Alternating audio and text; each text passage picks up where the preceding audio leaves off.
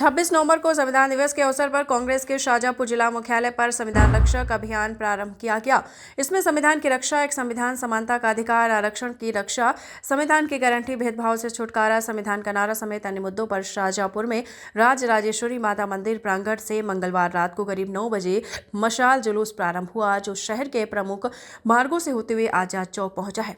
इस युवक में आपको बता दें, इस जुलूस में युवक कांग्रेस के राष्ट्रीय अध्यक्ष उदयभान चिब, मध्य प्रदेश कांग्रेस कमेटी अध्यक्ष जीतू पटवारी, पूर्व मंत्री सज्जन सिंह वर्मा, युवा कांग्रेस प्रदेश अध्यक्ष मितेंद्र दर्शन सिंह, प्रदेश उपाध्यक्ष महेंद्र सिंह जोशी, राष्ट्रीय सचिव कुणाल चौधरी सहित बड़ी संख्या में कांग्रेसी उपस्थित रहे।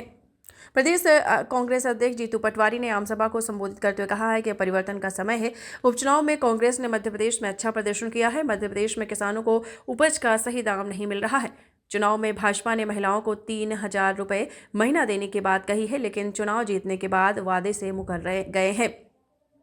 जब से देश का संविधान नरेंद्र मोदी के हाथों में आया है, 600 से ज़्यादा जनप्रतिनिधियों की मंडी भारत में लगी है।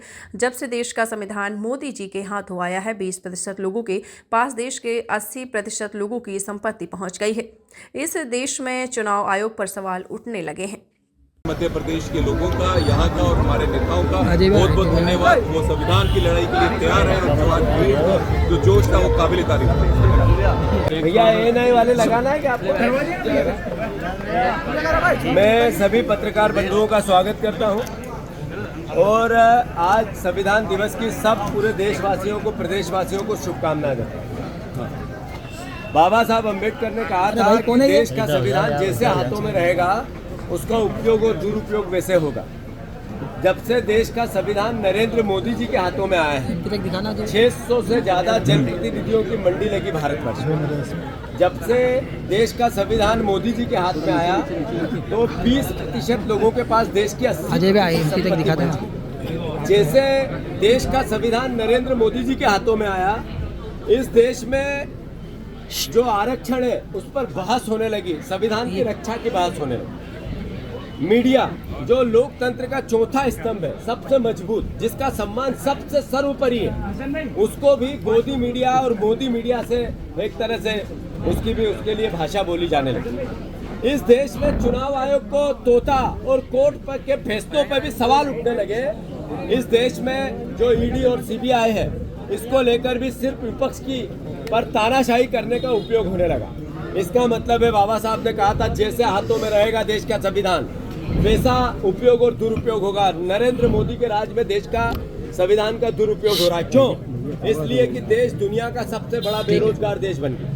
जैसा हमारे यूथ कांग्रेस के राष्ट्रीय अध्यक्ष ने जिक्र किया इनके भाषण में कि एक अडानी, जिसने देश में पावर उद्योग को लेकर घोषणा की कि मैं 20,000 करोड़ इन्वेस्ट करूंगा, और उस घोषणा के बिहाफ पर अलग अलग राज्यों में रिश्वत देकर ठेके ले लिए, जम्मू कश्मीर में भी लिया।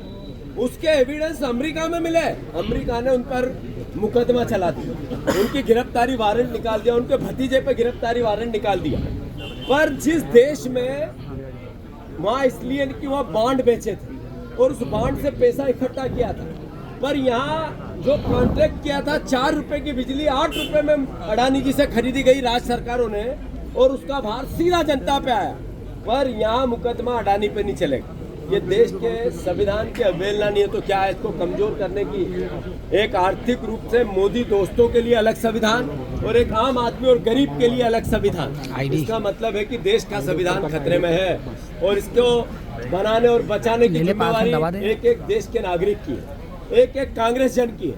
हमारी पार्टी ने देश के संविधान को बनाया है। बाबा साहब अम्बेडकर के संविधान की रक्षा करने का आज की पीढ़ी का दायित्व है, हमारा दायित्व है। खून के अंतिम बूंद तक राहुल गांधी जी के नेतृत्व में देश के संविधान की रक्षा के लिए हर कांग्रेस जन, युवा कांग्रेस जन कोई कोर कसर बाकी नहीं छोड़ेगा। हमारा बुधनी का और विजयपुर का एक तरह से जो जीत हुआ, बुधनी हम हारे नहीं है।